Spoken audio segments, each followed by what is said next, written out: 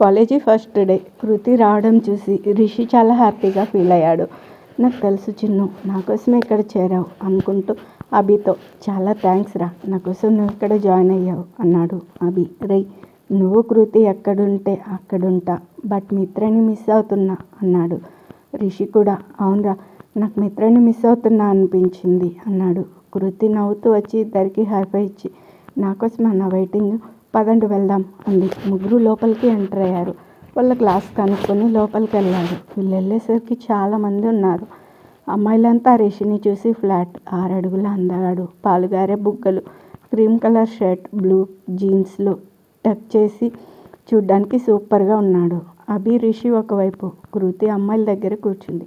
అప్పుడే కొంతమంది అమ్మాయిలు రిషికి లైన్ వేయడం చూసి కృతి, ఇంత అందంగా ఎందుకు పుట్టావురా రిషిగా, అయినా అంత నీట్గా రెడీ అయ్యి వచ్చావు, చూడు అందరి చూపు నీ మీదనే అని అనుకుంటూ ఉండగా సీనియర్స్ వచ్చారు.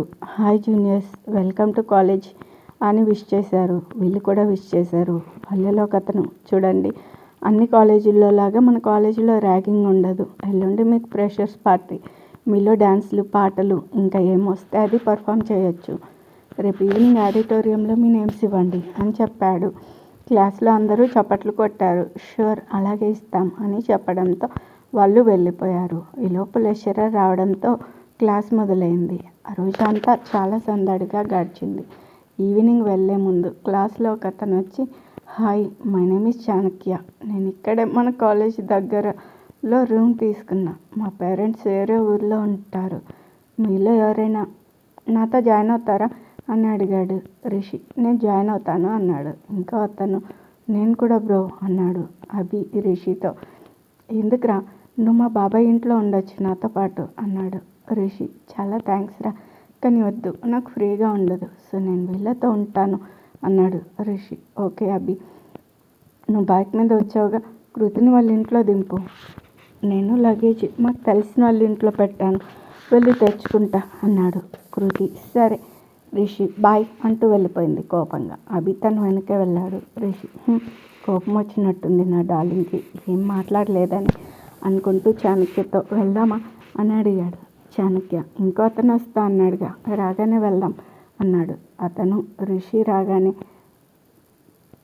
రిషిని పేరు అని అడిగాడు. శ్రీకాంత్. ఓ, నేను రిష్విక్ అన్నాడు. శ్రీకాంత్, నీ పేరు మార్నింగ్ ఇంట్రొడక్షన్ సెషన్లో విన్నా, అయినా మన క్లాస్లో అందగాడి, అచ్చం సినిమా హీరోలా ఉన్నావు అనగానే రిషి నవ్వుతూ, నీ లగేజ్ ఎక్కడా అని అడిగాడు. నేను హోటల్లో రూమ్ తీసుకున్నా, అది వెకెట్ చేసి డైరెక్ట్గా రూమ్కి వస్తా అని చాణక్య దగ్గర అడ్రస్ తీసుకుని వెళ్ళిపోయాడు.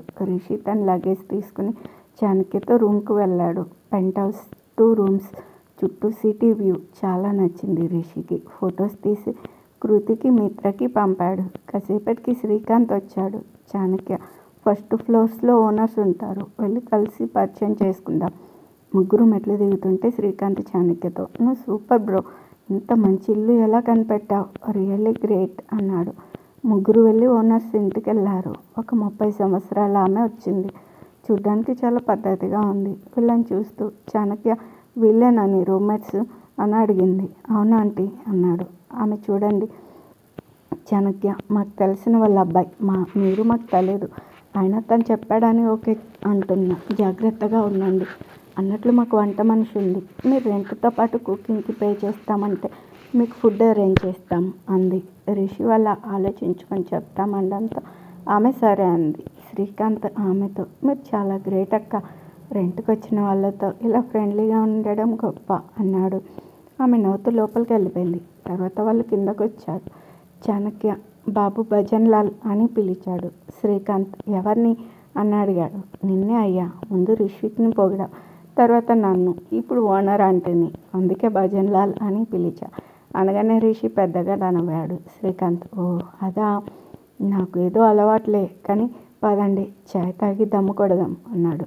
రిషి ముగ్గురికి టీ తెచ్చాడు. శ్రీకాంత్ సిగరెట్ తెచ్చాడు. రిషి, నాకు అలవాట్లేదని టీ తీసుకుని పక్కకెళ్ళి మిత్రకి కాల్ చేశాడు. మిత్ర స్నానానికి వెళ్ళి ఉండడంతో కృతి ఎవరా అని చూస్తే రిషి కాలింగ్ అని వచ్చింది. కృతి లిఫ్ట్ చేయగానే, హలో మిత్ర, ఏం చేస్తున్నావు, కాలేజ్ అప్పటి నుండి అని అడిగాడు. కృతి చున్నీ అడ్డం పెట్టుకుని, ఆ రిషి చెప్పరా, నాకు ఇంకో 1 వీక్ ఉంది కాలేజ్కి, నీ ఫస్ట్ డే అని అడిగింది. రిషి రోడ్డు మీద ఉండి మాట్లాడడం వలన వెహికల్ సౌండ్స్లో కృతి వాయిస్ గుర్తుపట్టలేదు. ఫస్ట్ డే బాగుంది, మా క్లాస్మేట్స్ కలిసి రూమ్ తీసుకున్నా, సూపర్ ఉంది. నీకు నా డార్లింగ్కి ఫొటోస్ పెట్టా చూడండి అన్నాడు. అది విని కృతి సిగ్గుపడింది. ఓర్ని డార్లింగా నేనా అనుకుంటూ చూసా, చాలా బాగున్నాయి అంది. సరే ఇంకేంటి, ఏం చేస్తుంది నా డార్లింగ్ అని అడిగాడు కృతి.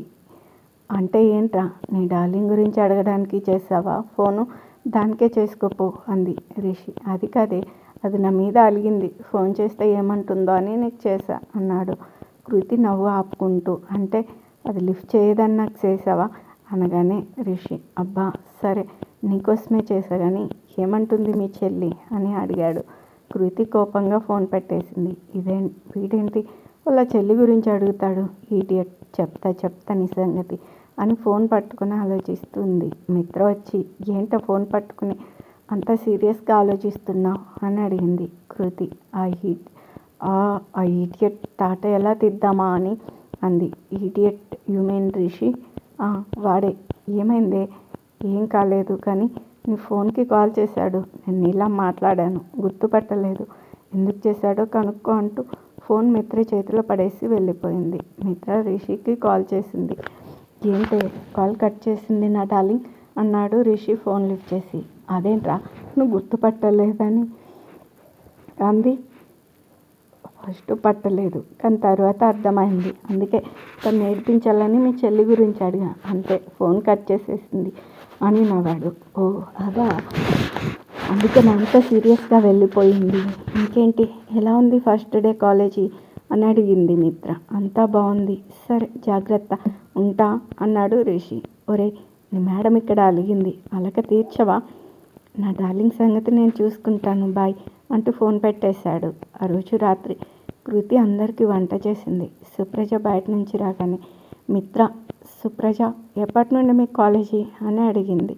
సుప్రజ ఇంకో 4 days, కానీ ఎందుకో భయంగా ఉంది మిత్ర అంది. అది విని కృతి భయమా, ఎందుకు అంది.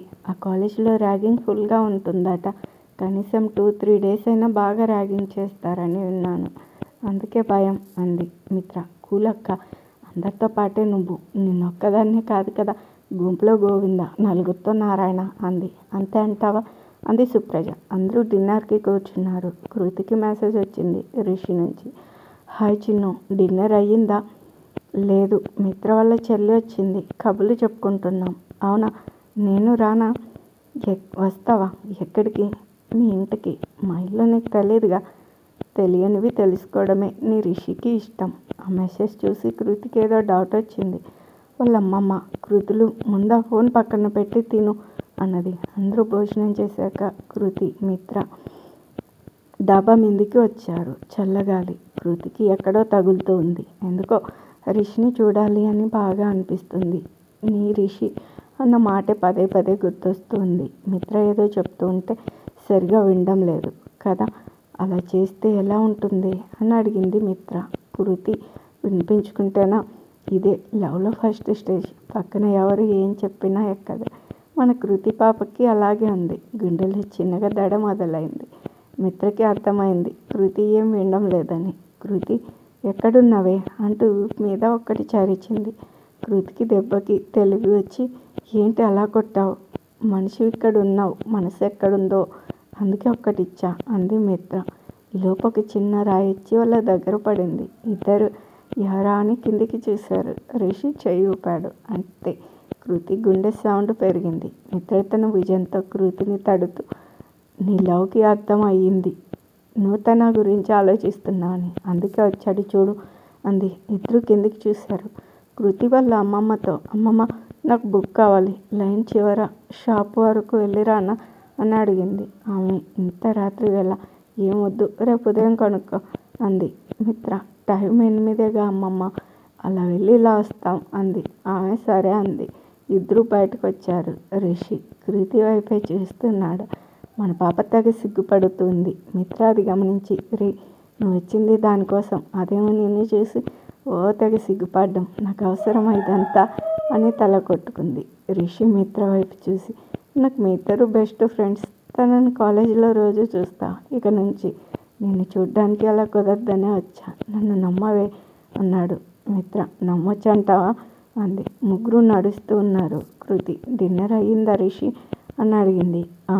అయ్యింది అని చెప్పాడు. అది విని కృతి మనసులో నువ్వు తినలేదని నాకు తెలుసు అనుకుంది. ముగ్గురు లైన్ చివరికి రాగానే కృతి వాళ్ళతో మీరు మాట్లాడుతూ ఉండండి, ఇప్పుడే వస్తా అని వెళ్ళింది. రిషి మిత్రతో ఇంకేంటి మిత్ర, ఎలా ఉంది మీ కొత్త ఇల్లు అని అడిగాడు. మిత్ర సూపర్గా ఉంది. అయినా సుప్రజ అక్క అమ్మమ్మ ఉన్నారుగా, చక్కగా సర్దారు. ఇక కృతి వంట సూపర్, చాలా అదృష్టవంతుడివిరా అంది. అది విని రిషి ఏదో లేవే అంతా నీ దయ అన్నాడు. మిత్ర నా దయ ఎందుకు రోయ్ మధ్యలో కొంపదీసి హెల్ప్ చేయమంటావా ఏంటి? రిషి ఇప్పుడే వద్దే, టైం వచ్చినప్పుడు నేను అడుగుతా అన్నాడు. కృతి వచ్చి ఒక ప్యాకెట్ ఇచ్చింది. ఏంటిది అని అడిగాడు. కృతి నువ్వేం తినలేదని తెలుసు, అందుకే బిర్యానీ తెచ్చాను అంది. మిత్ర నవ్వుతూ నా ఫోన్ రీఛార్జ్ చేయించుకోవాలి, ఎప్పుడో వస్తా అని వెళ్ళిపోయింది. రిషి కృతికి దగ్గరగా వస్తూ నేను తినలేదని నీకు ఎలా తెలుసు అని అడిగాడు. కృతి వెనక్కి జరుగుతూ నాకు నీ గురించి అన్నీ అలా తెలుస్తాయి అంది. ఓహో అందుకేనా మిత్ర ఫోన్లో తనలాగే మాట్లాడాలని ట్రై చేశా, నేను కనిపెట్టలేనని అనుకున్నావా? అందుకే కావాలని వాళ్ళ చెల్లి గురించి అడిగాను అన్నాడు. కృతి వెనక రాయి చూసుకోలేదు. పడిపోతే తన చేయి పట్టుకున్నాడు. కృతిని దగ్గరికి తీసుకుని తన కళ్ళలోకి చూసి ఉఫ్ అని ఊదాడు. కృతి తన చేయి విడిపించుకుంటే రిషి నువ్వు డ్యాన్స్ క్లాస్ చేరు అంది. రిషి మనీ సరిపోదు చిన్ను, అందుకే ముందు నేను పార్ట్ టైం జాబ్ చేస్తా, తర్వాత డ్యాన్స్ అండ్ యాక్టింగ్ కోర్సులో కూడా చేస్తా, ఇంకా చాలా ఉన్నాయిరా అన్నాడు. అది విని కృతి నేను కూడా నీకు హెల్ప్ చేస్తా అన్నది. రిషి నువ్వా, వద్దే, మీ నాన్నకు అసలే నేనంటే కోపం అన్నాడు. కృతి అదంతా నేను చూసుకుంటా అంది. రిషి భలే చల్లగా ఉంది కదా వెదర్ అని అదోలా చూశాడు కృతి వైపు. కృతి అయితే అంది అనుమానంగా. రిషి చేతులు పైకెత్తి వేడిగా నువ్వు ఏదైనా ఇస్తే నేను వెళ్తా అన్నాడు. కృతి అందుకే వేడి వేడి బిర్యానీ తెచ్చాను అంది. రిషి కృతి బుగ్గ మీద చేసి గిచ్చాడు. కృతి బుగ్గ రుద్దుకుంటూ రిషి నువ్వు ఇంకెళ్ళు అంటూ మిత్ర వెళ్ళిన వైపు వెళ్తూ ఉంటే రిషి తనను వెనక్కి లాగాడు. చిన్ను ఒకటి చెప్పనా అని అడిగాడు చెవిలో. ఒకటి కాకపోతే రెండు చెప్పు అంది కృతి నవ్వుతూ. రిషి తనతో ఇక్కడ కాదు, ఇప్పుడు కాదు, ఇలా కూడా కాదు అన్నాడు. కృతి తనను వదిలి మిత్ర ఏంటి ఇంతసేపు వెళ్ళింది, చూద్దాం పదా అంది. ఇద్దరు వెళ్ళేలోపు మిత్ర ఎదురొచ్చింది. కృతి ఎంతసేపు వెళ్తావు, పద ఇంకా, అమ్మమ్మ కంగారు పడుతుంది అంది. మిత్ర ఓర్ని అంకమ్మ, ఇప్పటిదాకా నీ లవ్ పక్కన ఉండేసరికి నేను గుర్తు రాలేదు, ఇప్పుడు వచ్చి కాకరకాయ కబుర్లు చెప్తున్నావు అంది. రిషి సరే నాకు లేట్ అవుతుంది, నేను వెళ్తాను అనగానే మిత్ర అంతేరా మిత్ర ద్రోహి, ఇదివరకు ఇద్దరిని ఒకేలా ట్రీట్ చేసేవాడు, మరి ఇప్పుడు నన్ను అవాయిడ్ చేస్తున్నావు అంది. మిత్ర రిషి మిత్రని పట్టుకొని నిన్నెప్పటికీ ఎలా చేయని, ఎందుకంటే అని మిత్ర చెవిలో ఏదో చెప్పాడు. మిత్ర ఆశ్చర్యంగా నోరెళ్ళబెట్టి చూసింది. రిషి వాళ్ళిద్దరికి బాయ్ చెప్పి వెళ్ళిపోయాడు. కృతి ఏం చెప్పాడే అంతలా ఫ్రీజ్ అయ్యావు అని అడిగింది. మిత్ర వీడు పాత రిషి కాదే, ముదురాడు, ఏమన్నాడో తెలిస్తే నువ్వు నాకన్నా ఎక్కువ షాక్ అవుతావు అంది. కృతి కంగారుగా ఏమన్నాడే అని అడిగింది. నిన్ను అవాయిడ్ చేస్తే మా పెళ్ళి ఎవరు చేస్తారు, వాళ్ళ బాబు ఎటు ఒప్పుకోడు, కాబట్టి నువ్వే మాకు పెళ్ళి చేయాలన్నాడే. కృతి ఒక్క క్షణం షాక్ అయి వెంటనే నవ్వింది. మిత్ర అవునే, వాడప్పుడు పెళ్ళి దాకా వెళ్ళాడు, అసలు ప్రపోజ్ చేసుకున్నారా అని అడిగింది. కృతి ప్రపోజ్ చేసుకునే వయసా మాది అని అడిగింది. మిత్ర అబ్బో, రోడ్డు మీద రొమాన్స్ చేసే వయసు మరి అంది. కృతి నువ్వు చూసావా అనగానే మిత్ర నవ్వుతూ నేను షాప్ క్లోజ్ చేసి ఉండడంతో వెంటనే వచ్చా, అప్పుడే మీ సారు నువ్వు మంచి ఎందుకులే కానీ అంటూ ఇంట్లోకి నడిచింది. ఆ నెక్స్ట్ డే కృతి వచ్చేసరికి అభి తన కోసం వెయిట్ చేస్తూ కనిపించాడు. గుడ్ మార్నింగ్ రా. గుడ్ మార్నింగ్ కృతి, వీరు రాలేదా? ఏమోనే, ఇక్కడైతే లేడు, పద లోపల చూద్దాం అన్నాడు అభి. ఇద్దరు లోపలికి వెళ్ళి చూశారు. క్లాస్ రూమ్లో కూడా లేడు. ఫస్ట్ పీరియడ్ స్టార్ట్ అయ్యింది. అప్పుడు వచ్చాడు రిషి. అభి పక్కన కూర్చున్నాడు. ఏంట్రా లేటు అని అడిగాడు అభి. తర్వాత చెప్తా అన్నాడు రిషి. ఆ పీరియడ్ అవగానే కృతి రిషితో ఏంట్రా లేటు అని అడిగింది.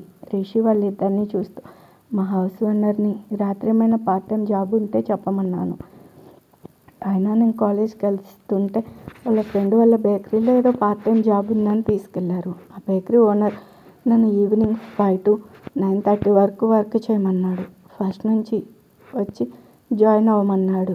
అది విని అభి, రిషి ఇప్పుడు అదంతా అవసరమా, హాయిగా చదువుకోరా అన్నాడు. రిషి, నీకు తెలుసు కదరా, నా గోల్ రీచ్ అవ్వాలంటే నేను చాలా కష్టపడాలి. మా అమ్మ ఇచ్చే మనీ నా చదువుకు, రూమ్ రెంట్కి సరిపోతుంది. అందుకే నా డ్యాన్స్ క్లాస్కి, కరాటేకి, ఇంకా యాక్టింగ్ కోర్స్కి నేనే సంపాదించుకుంటా అన్నాడు. అభి, పోనీ ఓ పని చేయి, మా నాన్నతో మాట్లాడి నీకు యాక్టింగ్ ఇంట్రెస్ట్ కనుక ఆయనే నీకు హెల్ప్ చేయమని అడుగుతా అన్నాడు అభి. రిషి, వద్దురా, నేను మా అమ్మనే అడగలేదు, నాకు నేను సంపాదించుకోవాలి, కష్టపడాలి అన్నాడు. అభి, నువ్వైనా చెప్పు కృతి వీడికి అన్నాడు. కృతి, తను అంత గట్టిగా నిర్ణయించుకున్నాక మనం ఫోర్స్ చేయకూడదు అభి అంది. రిషి, మీ ఇద్దరికి థ్యాంక్స్ అన్నాడు. ఆ రోజు ఈవినింగ్ ఆడిటోరియంలో అభి మిమిక్రీకి, రిషి డ్యాన్స్కి నేమ్స్ ఇచ్చారు. రిషి రూమ్కి వెళ్ళి డ్యాన్స్ ప్రాక్టీస్ చేశాడు. అది చూసి చాణక్య, శ్రీకాంత్ ఆశ్చర్యపోయారు. శ్రీకాంత్, ఒరే రిషి, నువ్వు నా మాట విని సినిమాల్లో ట్రై చేయి, సూపర్గా చేసావు అనగానే చాణక్య అవును అన్నట్టుగా తల ఊపాడు. రిషి, మీకు చెప్పలేదుగా, నా అంబిషన్ అదే, ఎప్పటికైనా హీరో అవ్వాలని అన్నాడు. చాణక్య, అవును, నిన్నటి నుండి చూస్తున్నా, కృతి, అభి నువ్వు ఒకే చోటు ఉంటారు, ఎప్పటి నుంచో ఫ్రెండ్స్ అని అడిగాడు. రిషి, 9th నుంచి. వాళ్ళిద్దరూ కాకుండా ఇంకో ఫ్రెండ్ మిత్ర, తను బెస్ట్ ఫ్రెండ్. వీళ్ళ ముగ్గురు అంటే నాకు చాలా ఇష్టం అన్నాడు.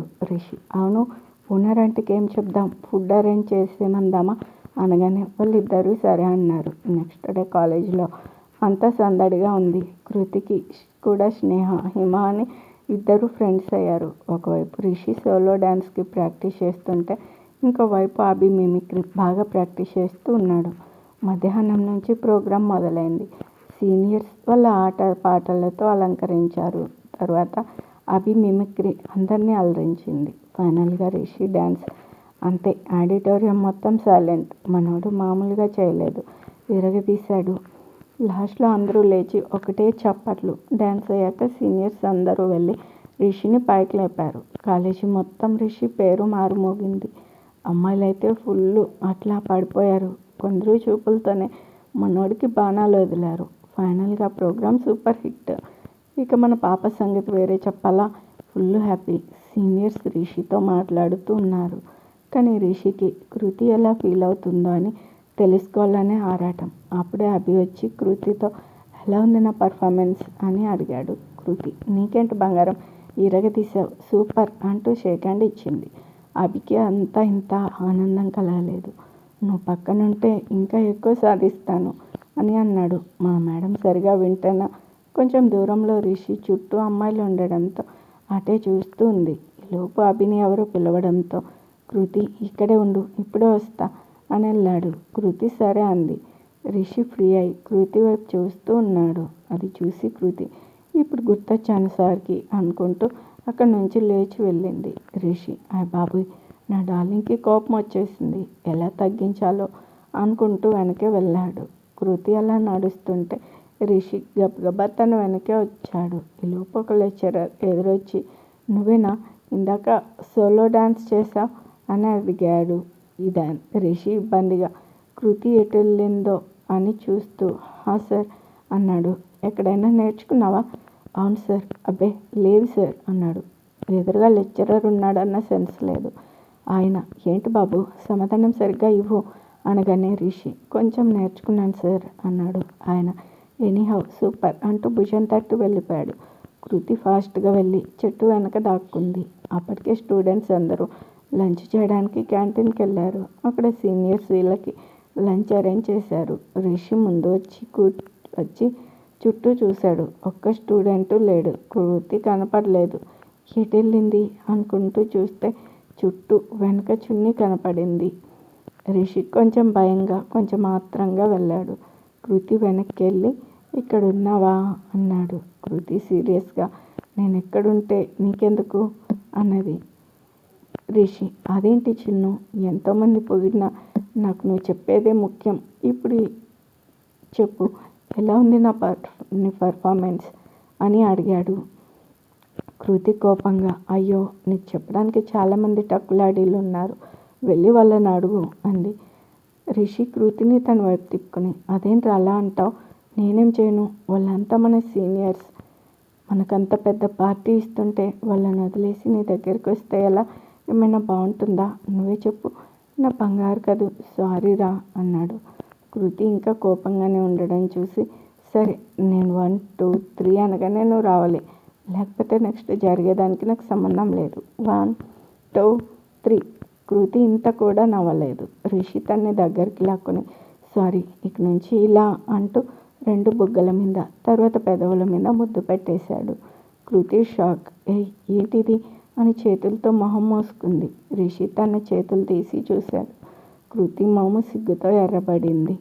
రిషి కోపం పోయిందా లేదంటే అని తన్ని కౌగిలించుకుని, చిన్ను, నిన్నేనే చెప్దామనుకున్నా కానీ వద్దనుకున్నా, ఇప్పుడు చెప్పక తప్పడం లేదు, ఐ లవ్ యూ అన్నాడు కృతి తన నుంచి విడిపించుకుంటూ. సరే పద, లంచ్ చేద్దాం, అభి వెయిట్ చేస్తుంటాడు అంది. రిషి, నాకు రిప్లై ఇవ్వలేదు నువ్వు అన్నాడు కృతి తనని లాక్కొచ్చి చెయ్యొదిలి, నువ్వంటే ఇలా ఇప్పుడు ఇక్కడ చెప్పావు, కానీ నేను ఎలా, ఎప్పుడు, ఎక్కడ చెప్తానో వెయిట్ చేయి అని నవ్వింది. రిషికి ప్రపంచాన్ని జయించినంత ఆనందం కలిగింది. ఇది లవ్లో సెకండ్ స్టేజ్. మన లవ్ యాక్సెప్ట్ చేస్తే